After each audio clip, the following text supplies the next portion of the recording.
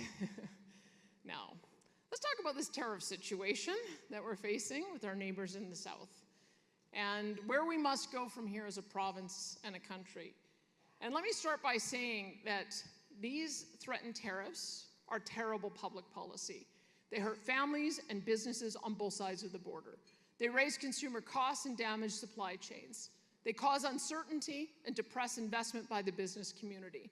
They destabilize critical alliances and undercut the credibility of agreements entered into between our two nations. Canada and the United States share one of the closest trade relationships in the world.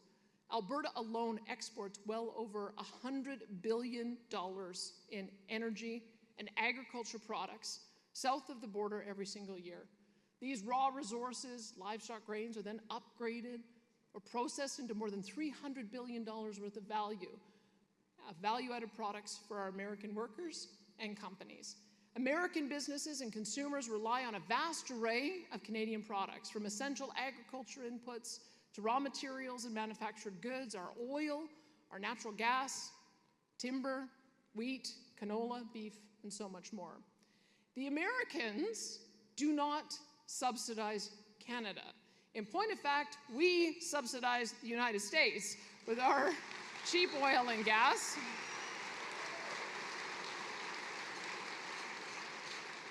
And it falls well below world market value because of ruinous federal, Liberal, and NDP policies that have landlocked one of the largest energy reserves in the world and made us beholden to just one customer.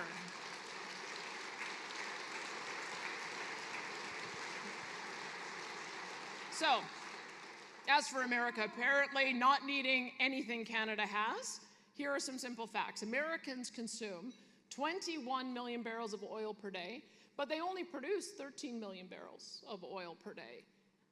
And they also have declining oil and gas reserves. So they have to get the balance from somewhere, and our particular variety of heavy oil is one of the things that is best suited to their refineries, and they can get it right here in oil country, Alberta.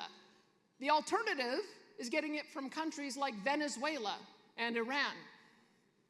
So yes, the Americans need what Canada and specifically what Alberta has, and they will need it more and more with each passing year.